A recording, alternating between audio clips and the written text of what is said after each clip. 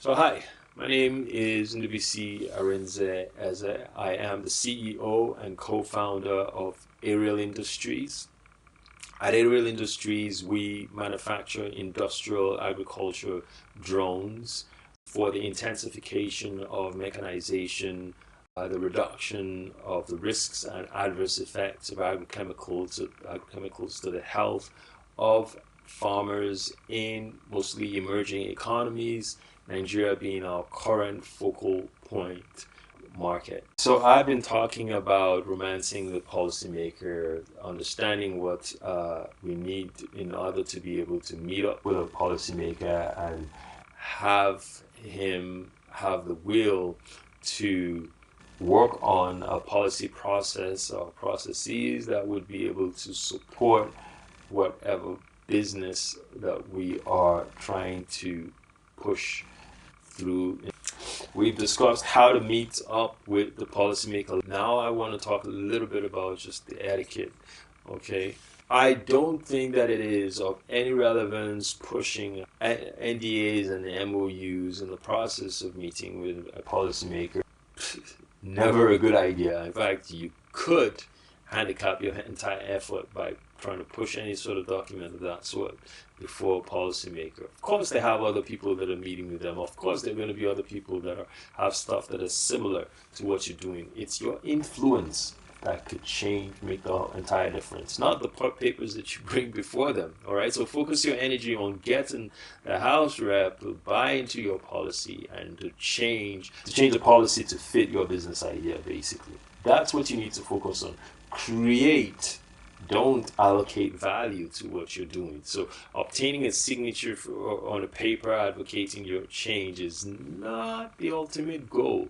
With any stretch of an imagination, with any official that you decide to lobby with, including the core policymakers in the House, you can be pushing some sort of value to them. Rather, ensure that you've got the short to long-term view proper and you've got it mapped out. That you make their lives easy and simple in trying to buy into what you're advocating for.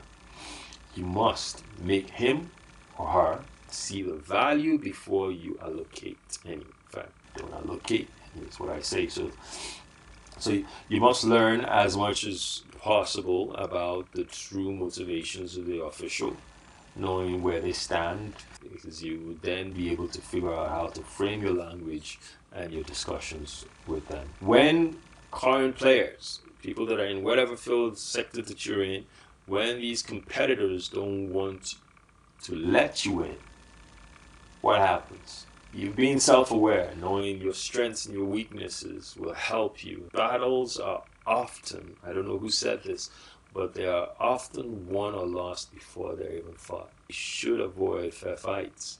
It's politics and it's business. And you have those two mixed together, all you want is you just need to win your customers over. So I suggest that you rather you have your cards that are stacked in your favor before heading out to meet any policymaker. Just make sure that you have all those cards. You know what keeps them up. You know the issues. You know other House reps within their community. You know things. When you speak their lingo, it makes it even much easier for you. So when all the competitors influence creating regulatory moat, this would be a problem for you. But just remember that, and remind them if you get a chance to speak to any of these competitors, you guys share the same sandbox. Often in most of these sectors, there's room for everybody, but competition is competition, and maybe in some cases there's not enough room. So know when you should be trailing the pack. There are times when it's not a bad idea to trail the pack, but often it's good to be up front, be the trailblazer. But being that puts you as a target at the disadvantage of your competitor shouldn't be your goal, right? But once the battle is set, you know that you have to go in there knowing that you've already won, or if you know you're going to lose, then save your money, save the effort. So be passionate about the problem with a heart for the people, right? So be passionate about what the people are going through. So the constituent, much like every other one, might be your long-standing customer for a while. So give it everything, because you don't know if they're going to be truly the ones that are going to be your longest-standing customers. You're going to win some, you're going to lose some, I mean, despite everything. So you should set walk-away points, like I said before. You should negotiate, and your negotiation should be a bit analogous, so it should be live, iterative, right? So you cannot just create a perfect elective or government official or policymaker or even an internal champion. So everything, there's going to be someone, something, that whole dynamics is just going to disappoint a little bit. So no one official will have all the most favorable traits that you hope within one person. Handling the entrenched interests of the legislator. So now you've been discussing with this legislator, and then it turns out that he has his own agenda, right?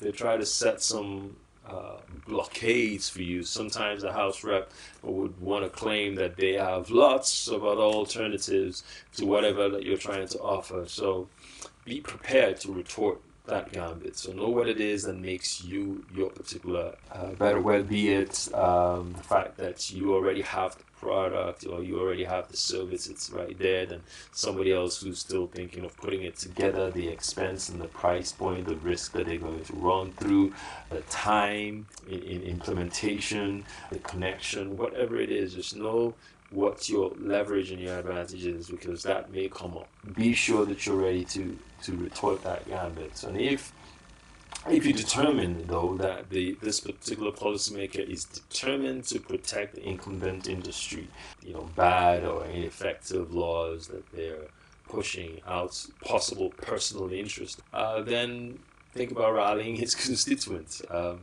It's a dogfight, so don't just turn and walk away, when it's a case like that. Or you could parlay interests from the other house or whatever. These representatives are produced by their own constituencies, and they're elected by them. So they need to know that their legislation is for the entire community, and the laws that are made are being made for them. Okay.